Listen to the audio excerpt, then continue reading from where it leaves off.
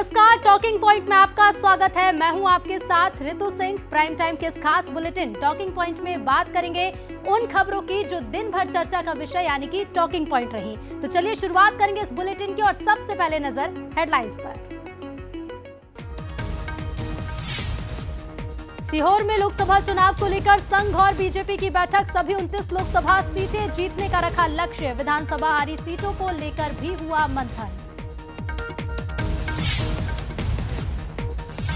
इधर लोकसभा चुनाव को लेकर कांग्रेस की भी तैयारियां तेज। शुक्रवार को दिल्ली में मध्य प्रदेश के लोकसभा कोऑर्डिनेटर्स की बैठक। मल्लिकार्जुन खड़गे और राहुल गांधी देंगे टिप्स।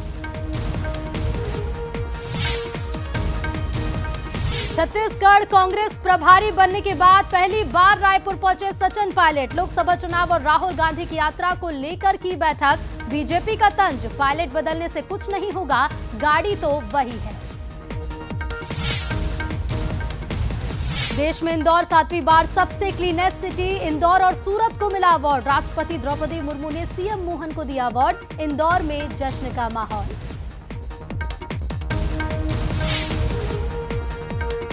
देश का तीसरा सबसे स्वच्छ प्रदेश बना छत्तीसगढ़। 5 शहरों को मिला अवार्ड। दिल्ली से अवार्ड लेकर लौटे अरुण साव का हुआ जोरदार स्वागत।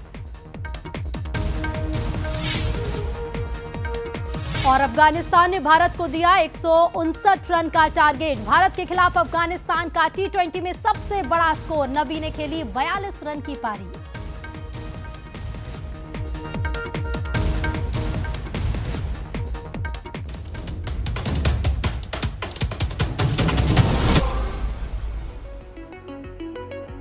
और चलिए टॉकिंग पॉइंट में सबसे पहले बात बड़ी खबर की कर लेते हैं। लोकसभा चुनाव को लेकर बीजेपी ने नया प्लान तैयार किया है। 24 जनवरी को पीएम मोदी संबोधित करेंगे। 50 लाख नए वोटर्स को वर्चुअली संबोधित करेंगे पीएम मोदी। देश में 5000 जगह पर मतदाता सम्मेलन का आयोजन किया जाएगा और पीएम मोदी वर्चुअली इस कार्यक्रम को संबोधित करेंगे। बीजेपी युवा मोर्चा कार्यक्रम की तैयारियों में जुटा हुआ है। तो अब नए वोटर्स पर बीजेपी की नजर है। 50 लाख नए वोटर्स को साधने की कवायद शुरू हो जाएगी जल्द ही। इसे लेकर ये जो नया प्लान बीजेपी ने तैयार किया है, तो न्यू वोटर्स पर नजर है बीजेपी की। और क्या कुछ है ये नया प्लान, ये आपको ग्राफिक्स के जरिए बताते हैं। तो युवा वोटर्स को साधने की कवायद में बीजेपी जुट चुकी है। एक नैरेटिव सेट करने में युवा वोटर्स का बड़ा रोल है और यही वजह है कि न्यू वोटर्स को पीएम मोदी से कनेक्ट करने की ये कवायद देखने को मिलेगी। पीएम मोदी वर्चुअली कार्यक्रम में शामिल होंगे।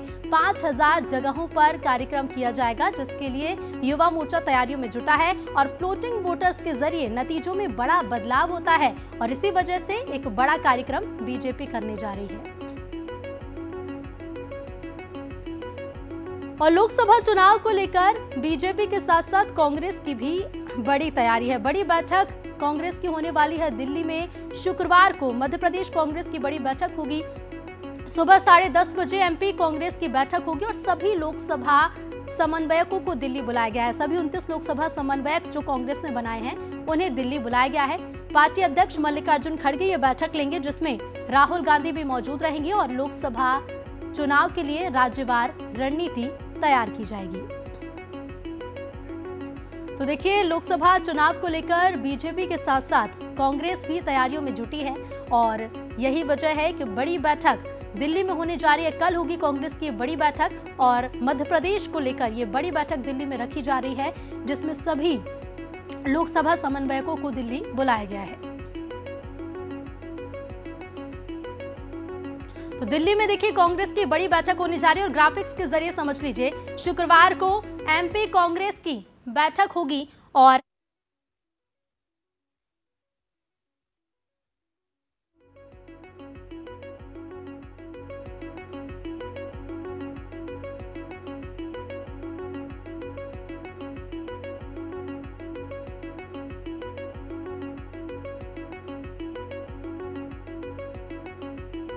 देखिए दिल्ली में कांग्रेस का ये बड़ा मंथन होगा। बड़ी बैठक जिसमें सभी 29 लोकसभा समन्वयकों को दिल्ली बुलाया गया है। पार्टी के अध्यक्ष मल्लिकार्जुन खड़गे और इसके साथ ही राहुल गांधी ये बैठक लेंगे, जिसमें लोकसभा चुनाव के लिए राज्यवार रणनीति तैयार की जाएगी। सुबह 10:30 बजे एमपी कांग्रेस की बैठक शुरू होगी, जिसमें लोकसभा चुनाव को लेकर किस तरह से अगली रणनीति पर आगे बढ़ना है, इसे लेकर बैठक में चर्चा होगी। तो दिल्ली में ये बड़ी बैठक जो कि कल सुबह 10:30 बजे होगी और इस बड़ी बैठक में सभी जो 29 समन्वयक हैं मध्य प्रदेश के उन्हें बुलाया गया है। चलिए आगे बढ़ेंगे। मध्य प्रदेश में विधानसभा चुनाव में बम्पर जीत के बाद अब बीजेपी मिशन 24 की तैयारी में जुट गई है। इस बार लोकसभा चुनाव में बीजेपी का एमपी की लोकसभा की सभी 29 की 29 सीटें जीतने का बड़ा प्लान है और इसी कड़ी में सीहोर में सत्ता और संगठन के बीच तालमेल के लिए बीजेपी और संघ की समन्वय बैठक भी हुई, जिसमें मुख्यमंत्री डॉक्टर मोहन यादव, बीजेपी के प्रदेश अध्यक्ष वीडी शर्मा समेत संघ के पदाधिकारी भी शामिल हुए। इस बैठक में लोकसभा चुनाव को लेकर चर्चा हुई, साथ ही विधानसभा चुनाव में हारी हुई सीटों पर जीत के लिए विचार मंथन भी किया गया। इसके अलावा हारे हुए बूथों पर वोटिंग प्रतिशत बढ़ाने के साथ साथ पिछले लोकसभा चुनाव से 10% वोट शेयर बढ़ाने के विषय पर चर्चा हुई है। तो मिशन 24 में बीजेपी भी जुटी हुई है। सीहोर में एक बड़ी बैठक जिसमें मुख्यमंत्री के साथ प्रदेश अध्यक्ष और संघ के पदाधिकारी शामिल हुए। और छत्तीसगढ़ की बात करें तो छत्तीसगढ़ कांग्रेस का प्रदेश प्रभारी बनने के बाद सचिन पायलट पहली बार रायपुर के दौरे पर पहुंचे। सचिन पायलट ने राजीव भवन में प्रदेश कांग्रेस कार्यकारिणी की बैठक ली, जिसमें लोकसभा चुनाव को लेकर पार्टी की खामियों और मजबूती पर चर्चा हुई। बैठक के बाद बंसल न्यूज से बातचीत में पायलट ने क्या कुछ कहा है, ये भी सुनिए। नए प्रदेश प्रभारी सचिन पायलट जी उनसे बातचीत करते हैं, क्या कुछ कहेंगे, क्योंकि पहली बार छत्तीसगढ़ पहुंचे हुए हैं और छत्तीसगढ़ पहली बार पहुंचे सर और बैठक भी लिए। लोकसभा चुनाव की तैयारी है सामने है, पूरी तैयारी से कहेंगे किस तरह की रणनीति बनी? हम लोग मिलकर चुनाव लड़ेंगे और पहले से बहुत बेहतर परिणाम आएंगे छत्तीसगढ़ में। 11 की 11 सीट का दावा कर रहे हैं आप लोग, किस दावा कुछ भी करें लेकिन हमारी मेहनत कामयाब होगी, अच्छे परिणाम आएंगे। राहुल गांधी की यात्रा है और 5 लोकसभा सीटों से अगर गुजरेगी कितना फायदा मिलेगा? उनकी यात्रा से जनता को न्याय मिलने की उम्मीद बनेगी। सचिन पायलट जिनका साफ तौर पर कहना है कि राहुल गांधी की पदयात्रा से लाभ मिलेगा, साथ ही साथ 11 के 11 लोकसभा सीटों पर कांग्रेस की नजर है, जिसको लेकर के रणनीति बनाई जा रही है। निश्चित तौर पर आने वाले समय में कांग्रेस लोकसभा चुनाव में बेहतर प्रदर्शन करते हुए 11 लोकसभा सीटों पर कब्जा करने का दावा कर रहे हैं।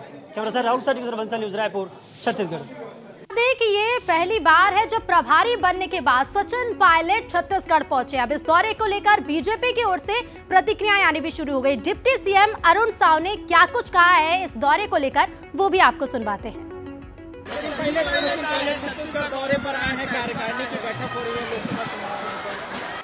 पायलट बदलने से नहीं होगा, गाड़ी तो वही है।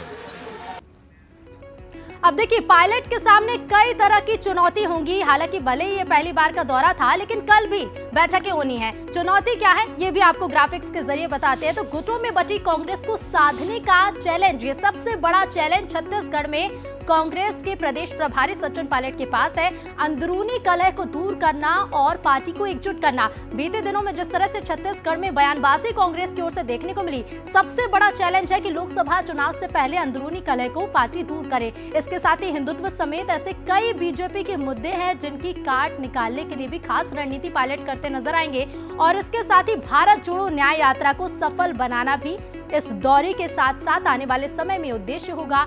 लोकसभा चुनाव से पहले पार्टी को मजबूती देना, हार के बाद कार्यकर्ताओं को बूस्ट कैसे करना है, ये मंत्र भी देकर जाएंगे सचिन पायलट। और इसके साथ ही सीनियर जूनियर्स के बीच में सामंजस्य स्थापित करना भी एक बड़ा चैलेंज होगा। तो पहली बार दौरे पर तो प्रदेश प्रभारी पहुंच चुके हैं, लेकिन प्रदेश प्रभारी सचिन पायलट के सामने कई चैलेंज है। कितने चैलेंज पूरे होंगे और किस तरह से रणनीतियों पर काम किया जाएगा, ये दौरे के बाद ही स्पष्ट होगा।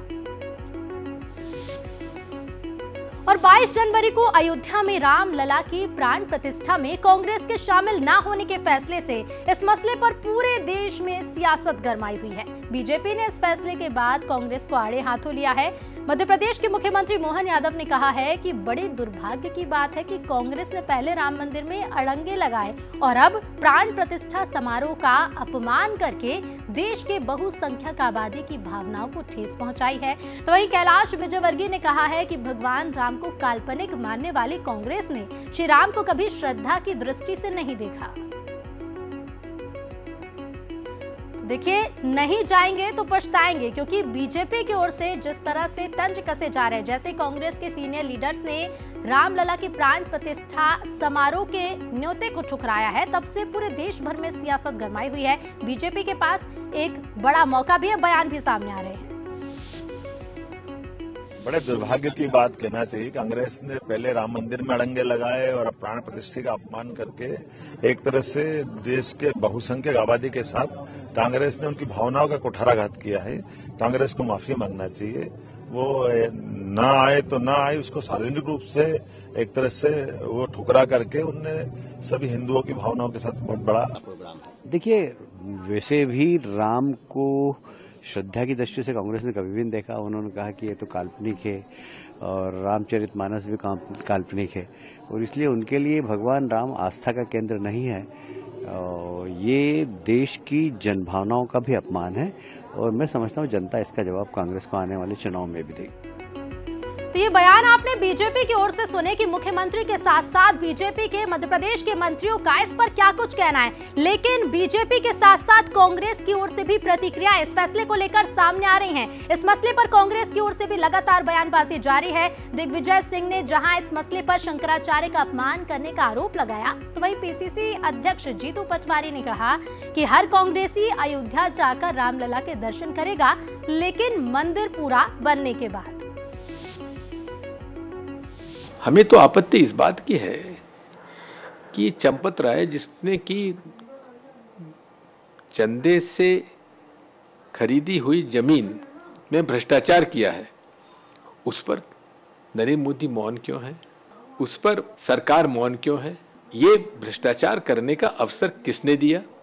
और चंपत राय वहाँ कौन होता है ये कहने वाला कि शंकराचार्य आए ना आए उनका मंदिर नहीं है? ये आपके घर का मंदिर है? ये राष्ट्रीय मंदिर है, और राष्ट्रीय मंदिर में हर व्यक्ति को अधिकार है। और शंकराचार्य जी से इस प्रकार का जो उन्होंने अपशब्द कहे हैं, उससे को माफी मांगना चाहिए, उन्हें तत्काल वहां से पदमुक्त करना चाहिए। कण कण में है राम और क्षण क्षण में है राम। भगवान राम का मंदिर जो हिंदू धर्म में आस्था रखने वाला हर साथी दर्शन करना चाहता है, हम भी करना चाहते हैं, सोनिया जी और खड़गे जी भी करना चाहते हैं। और जब मंदिर पूर्ण होगा, प्राण प्रतिष्ठा हो जाएगी, उसके बाद पूरी कांग्रेस का एक एक कार्यकर्ता मंदिर के दर्शन करेगा। पर हमें हमेशा से इस बात की हमारे मन में भावना है कि राजनीतिक लाभ हानि में धर्म और आस्था का विषय नहीं, आस्था व्यक्तिगत होती है। और चलिए अब आपको लिए चलते हैं स्वच्छता की ओर, यानी कि मध्य प्रदेश की आर्थिक राजधानी इंदौर की बात कर लेते हैं। मध्य प्रदेश का इंदौर भारत में स्वच्छ शहरों का पर्याय बन गया है। स्वच्छता सर्वेक्षण 2023 में एक बार फिर से इंदौर ने देश में पहला स्थान हासिल करते हुए अपना परचम लहराया। इंदौर लगातार 7वीं बार देश का सबसे स्वच्छ शहर बन गया है। तो वहीं मध्य प्रदेश देश का दूसरा सबसे स्वच्छ राज्य चुना गया है। नई दिल्ली में स्वच्छता सर्वेक्षण अवार्ड सेरेमनी में राष्ट्रपति द्रौपदी मुर्मू ने सीएम मोहन यादव को यह अवार्ड सौंपा। स्वच्छता में नंबर 1 शहर का ये तमगा इंदौर ने गुजरात के सूरत शहर के साथ साझा किया, और ऐसा पहली बार हुआ है जब स्वच्छ भारत सर्वेक्षण में 2 शहरों को पहला स्थान मिला हो। इंदौर के अलावा गुजरात का सूरत भी संयुक्त रूप से देश का सबसे स्वच्छ शहर बन गया है। इंदौर लगातार 7वीं बार 7वां आसमान पार जा रहा है स्वच्छता के अभियान में। मेरी अपनी ओर से कोटि से बधाई इंदौर की जनता को, अधिकारियों को, माननीय महापौर को और माननीय कैलाश जी विजयवर्गीय को जो स्थानीय शासन मंत्री हैं। मैं प्रसन्नता के साथ ये एक और बात बताना चाहूँगा कि राज्य की स्वच्छता अभियान में भी हम 2 नंबर पे आए हैं, और अभी तो नगर निगम महापौर के श्री पुष्यमित्र भार्गव जी को बधाई, जिनने बहुत बड़ा मुकाम हासिल। बहुत अच्छा, मैं समझता हूँ कि जन भागीदारी का इससे बड़ा उदाहरण और कोई नहीं हो सकता कि लगातार हम 7वीं बार स्वच्छता में नंबर 1 आए हैं। और वैसे भी जन भागीदारी में इंदौर विकास के मामले में भी देश में नहीं एशिया में नंबर 1 है, और उसका पुरस्कार भी हमें मिल चुका है। और इसलिए तो चलिए अब आपको बताते हैं कि इंदौर ने आखिर कैसे लगातार 7वीं बार सबसे स्वच्छ शहर का परचम लहराया। फिर से इतिहास रच दिया है इंदौर ने, लेकिन इसके पीछे क्या कुछ वो मंत्र रहे और कैसे इंदौर नंबर 1 बना, ये भी आपको बताते हैं। तो देखिए, डोर टू डोर कचरा कलेक्शन इंदौर ने किया 100%, जिसके साथ इंदौर ने पोजीशन 7वीं बार हासिल की, यानी कि 7वीं बार इंदौर स्वच्छता का बादशाह बन गया है। इसके साथ ही छांटे गए कचरे का रीयूज 98% किया गया। वेस्ट जनरेशन वर्सेस प्रोसेसिंग पर भी खास ध्यान दिया इंदौर ने और 100% वेस्ट जनरेशन वर्सेस प्रोसेसिंग की गई। कचरे का ट्रीटमेंट भी 100% किया इंदौर ने। इसके साथ ही बात करें साफ सफाई की, क्योंकि जिस तरह से प्रोसेसिंग और ट्रीटमेंट किया गया है, लेकिन इंदौर में साफ सफाई का भी खास ध्यान इंदौर के सफाई मित्रों ने रखा है। दिन रात एक कर ये खिताब अपने नाम किया और सबसे बड़ा रोल निभाया सफाई कर्मियों ने। आवासीय क्षेत्रों की सबसे पहले बात करें तो देखिए, आवासीय क्षेत्रों में 100% साफ सफाई का ध्यान रखा गया। आवासीयों के साथ साथ व्यवसायिक क्षेत्रों में भी इंदौर ने 100% सफाई का ध्यान रखा। जल संरचनाओं की सफाई भी 100% की गई और इसके साथ ही सबसे महत्वपूर्ण यानी कि पब्लिक टॉयलेट्स की सफाई भी 100% रही इंदौर में और यही वजह बनी कि इंदौर एक बार फिर से नंबर 1 बन गया है। लेकिन आखिर क्यों नंबर 1 बनता जा रहा है? मुख्य 5 वजह क्या है ये भी आप जान लीजिए। तो देखिए, सबसे पहले तो कचरे का कुशल प्रबंधन, उसके साथ ही कचरे से सीएनजी गैस इंदौर बना रहा है। 3 शिफ्ट में यहाँ के सफाई कर्मी काम करते हैं और इन्हीं की मेहनत है कि इंदौर एक बार फिर से नंबर 1 है। हर 200 मीटर पर शौचालय है, जिससे सड़क पर गंदगी नहीं होती और मैकेनाइज्ड स्वीपिंग से सड़क साफ रहती है। और देखिए, इंदौर में सफाई कर्मियों के साथ साथ जनता भी बराबर की भागीदारी है। आखिर काम कैसे करता है इंदौर, कौन से वो मॉडल है? डस्टबिन रहित शहर का मॉडल इंदौर ने अपनाया। कचरे का डोर टू डोर कलेक्शन भी इंदौर ने शुरू किया। गीला कचरा, सूखा कचरा अलग अलग रखने का प्रबंधन भी इंदौर ने किया। इसके साथ ही सफाई कर्मियों को सफाई मित्र का दर्जा दिया और इंदौर वासी भी स्वच्छता के प्रति जागरूक है। डिस्पोजेबल फ्री मार्केट बनाने का निर्णय इंदौर ने लिया और ये भी एक बड़ी वजह रही इंदौर को नंबर 1 बनाने की। और देखिए, नंबर 1 तो इंदौर बन गया है और इसके साथ ही इंदौर के साथ साथ जश्न जगह जगह पर मनाए जा रहे हैं। इधर फ्लाइट में इंदौर की स्वच्छता का जश्न मनाया गया। फ्लाइट में लगे इंदौर रहेगा नंबर 1 के नारे। पैसेंजर्स ने महापौर पुष्यमित्र भार्गव को बधाई दी। तो बता दें, दिल्ली से इंदौर के लिए महापौर भार्गव रवाना हुए थे। इंदौर के राजवाड़ा पे तो जश्न मनाया जाएगा, लेकिन उसके पहले ये बेहद खास और खूबसूरत तस्वीरें फ्लाइट से सामने आई, जहां पैसेंजर्स ने महापौर पुष्यमित्र भार्गव को इंदौर को एक बार फिर से नंबर 1 बनने की बधाई दी। ये सभी ताली बजाकर स्वागत करें, इंदौर 7वीं बार नंबर 1।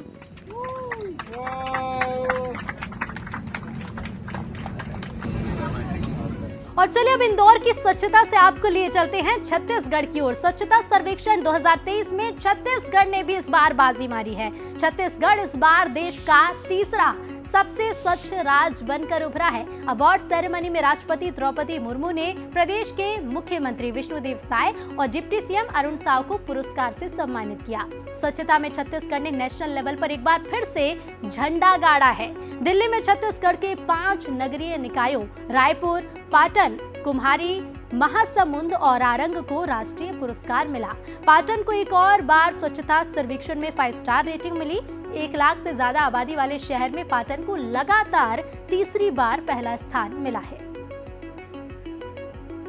और इसके साथ ही छत्तीसगढ़ के मुख्यमंत्री विष्णुदेव साय से खास बातचीत की हमारे संवाददाता पीयूष पारे ने। सुनवा दीजिए। छत्तीसगढ़ के मुख्यमंत्री विष्णुदेव साय जी इस वक्त हमारे साथ मौजूद हैं। सर, क्या कुछ कहेंगे? छत्तीसगढ़ ने भी स्वच्छता सर्वेक्षण में कीर्तिमान रचा है। सर, छत्तीसगढ़ के लिए सौभाग्य का विषय है कि आज स्वच्छ सर्वेक्षण पुरस्कार समारोह में तीसरा स्थान प्राप्त किया है और हमारा एक नगर पालिका भी तीसरा स्थान प्राप्त किया है। तो इस अवसर पर पूरे छत्तीसगढ़ वासियों को हम धन्यवाद देना चाहेंगे और जितने भी हमारे स्वास्थ्य कर्मी, स्वास्थ्य मित्र और हमारा जो शहरी विकास मंत्रालय है उनको भी धन्यवाद देना चाहेंगे। सबके प्रयास से ये पुरस्कार जीतने में हम लोग सफल हुए। क्या मॉडल बनेगा छत्तीसगढ़ अब सफाई का? सर, बिल्कुल बनेगा। विष्णुदेव साय जी हैं, साफ तौर पर कह रहे हैं कि छत्तीसगढ़ ने भी यहाँ पर कीर्तिमान रचा है और उन्होंने छत्तीसगढ़ की जनता को इसका श्रेय दिया है। जितेंद्र मकवाने के साथ पीयूष पारे, बंसल न्यूज, दिल्ली। आज छत्तीसगढ़ को स्वच्छ सर्वे में 6 इनाम मिले हैं। छत्तीसगढ़ के लिए बड़ी उपलब्धि है और 2014 में प्रधानमंत्री माननीय नरेंद्र मोदी जी ने जो लाल किले के प्राचीर से आह्वान किया था वो अब जन आंदोलन बन गया है। हम सब भी छत्तीसगढ़ को स्वच्छ और सुंदर बनाने के लिए पूरी ताकत से जुटेंगे।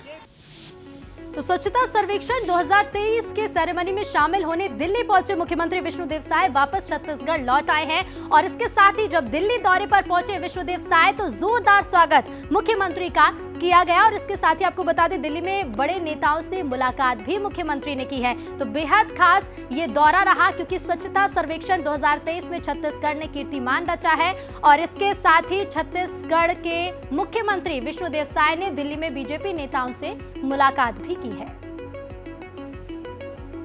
तो दिल्ली दौरे से सीएम साय रायपुर लौट आए हैं। 22 जनवरी को राम मंदिर की प्राण प्रतिष्ठा का ऐतिहासिक दिन है जिसे लेकर देश भर की हस्तियों को निमंत्रण दिया जा रहा है। भगवान श्री राम का ननिहाल छत्तीसगढ़ भी राममयी रंग में रंगा है। खास बात यह है कि राजिम की कचरा बीनने वाली बुजुर्ग बिहुलाबाई को भी मंदिर की प्राण प्रतिष्ठा में शामिल होने का न्योता दिया गया। दरअसल बिहुलाबाई रोजाना कचरा बीनने का काम कर जीवन यापन करती हैं। बता दें कि 1 साल पहले जब श्री राम मंदिर निर्माण के लिए निधि समर्पण का कार्य चल रहा था तब बिहुलाबाई दिन भर कचरा बीन कर 40 रुपए उन्होंने कमाई की और उसमें से 20 रुपए राम मंदिर निर्माण के लिए दान दे दिए। ये पल भावुक कर देने वाला रहा और उनकी इस भावना को देखते हुए हिंदू संगठन श्री राम जी के अक्षत कलश लेकर बिहुलाबाई के झोपड़ी पहुंचे और उन्हें श्री राम जी के दर्शन का न्योता दिया, जिसके बाद न्योता मिलते ही बिहुलाबाई भावुक हो गई।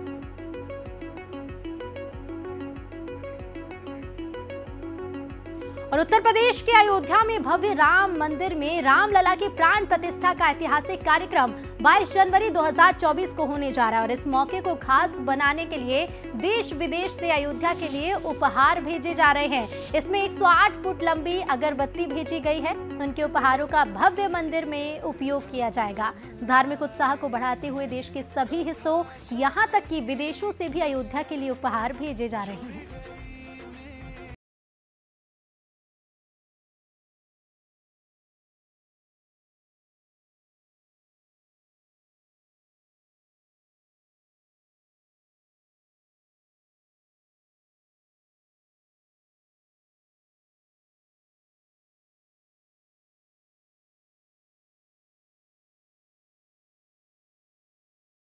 तो खूबसूरत तस्वीरें भी आपने देखी, वीडियो देखा और सिर्फ देश भर से नहीं बल्कि विदेश से भी अयोध्या के लिए उपहार भेजे जा रहे हैं जो बेहद खास हैं। और चलिए आगे बढ़ते हैं और बात करेंगे अगली खबर की। एक्टर पंकज त्रिपाठी ने चुनाव आयोग के नेशनल आइकॉन पद से इस्तीफा दे दिया है। चुनाव आयोग का कहना है कि एक्टर ने अपनी रजामंदी से इस्तीफा दिया। दरअसल चुनाव आयोग मतदान के लिए जनता को जागरूक करने के लिए सेलिब्रिटीज को बतौर नेशनल आइकॉन या ब्रांड एम्बेसडर अपॉइंट करता है। पंकज त्रिपाठी को अक्टूबर 2022 में नेशनल आइकॉन के तौर पर चुना गया था। इलेक्शन कमीशन ने सोशल मीडिया प्लेटफॉर्म एक्स पर इसकी जानकारी दी। दरअसल पंकज त्रिपाठी अपनी अपकमिंग फिल्म मैं हूं अटल में भूतपूर्व प्रधानमंत्री अटल बिहारी वाजपेयी का कैरेक्टर प्ले कर रहे हैं। उन्होंने एमओयू की शर्तों के मुताबिक अपनी इच्छा से ईसीआई नेशनल आइकॉन का पद छोड़ दिया है। फिल्म मैं हूं अटल 19 जनवरी को थिएटर्स में रिलीज होगी।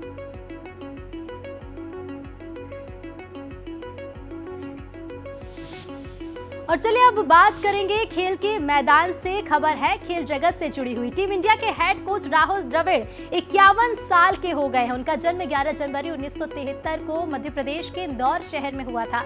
द वॉल के नाम से मशहूर राहुल द्रविड़ जब पिच पर जमकर खड़े हो जाते थे तो उनका विकेट गिराना मुश्किल हो जाता था।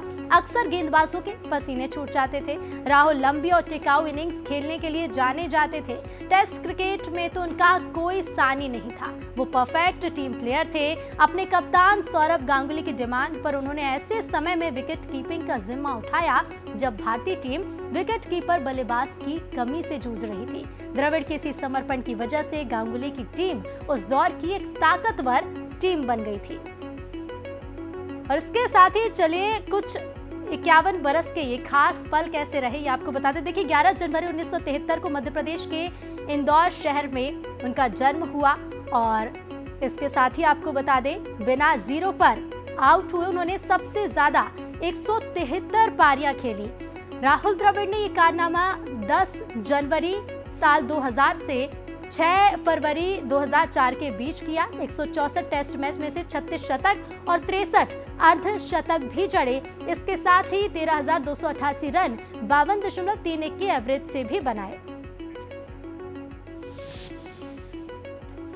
और इसी के साथ हमारे इस खास बुलेटिन टॉकिंग पॉइंट में आज के लिए फिलहाल इतना ही, लेकिन कहीं मत जाइएगा, बने रहिएगा बंसल न्यूज पर, क्योंकि बंसल न्यूज पर खबरों का सिलसिला लगातार जारी है। नमस्कार।